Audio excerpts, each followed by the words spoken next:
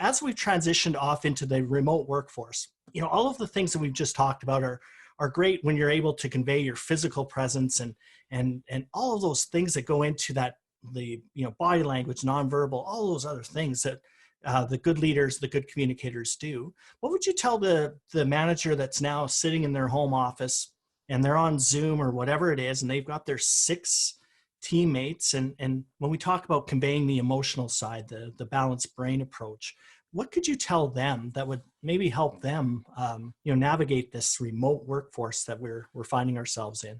Well, I mean, first thing from a practical perspective, make sure your camera is at least somewhere around the screen, because I've literally seen people where they're talking. I know we're on video right now. You may not be able to see in the podcast, but like you're looking a different direction, and you can see them because you're looking at the screen, but they're looking at your ear. And there is nothing worse than that. It is the most odd experience.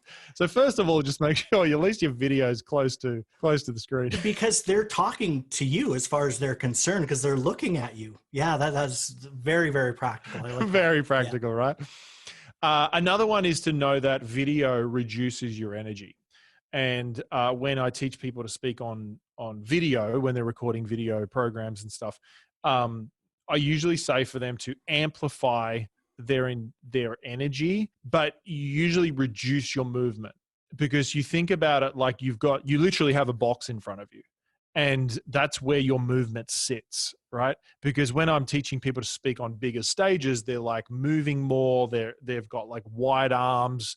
They're not pacing, but they're moving up and down the stage and using the stage, where when you're on video, you've only got a very small box. And so I just know that your movement may not be as intense, but your energy needs to lift, because your video reduces the energy that you're speaking with. Another one is be really conscious of your tone, because when I say your tone or your voice, like how you're using your voice, because if you're just speaking like this on one level all the time and you're talking to your team and you're not taking a breath, and you probably even notice in the podcast, you're listening, you're starting to zone off as soon as I go into that monotone. And so taking your time, having breaths, lifting your voice slightly and then bringing it down a bit.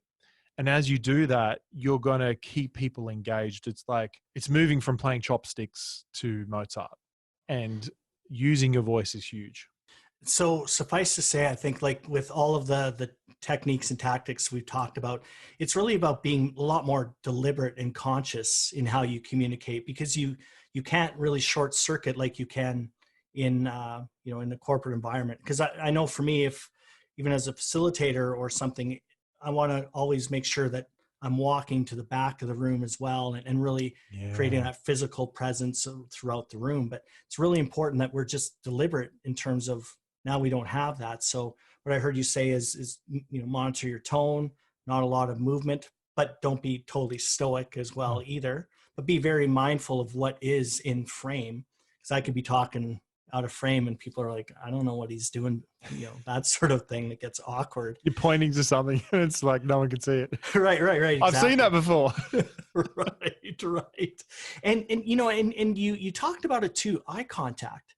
Like, man, oh man, it's still very much a primal thing with human beings, isn't it? Where just huge. Good eye contact, especially over video. So what are your comments on that? Is that still something?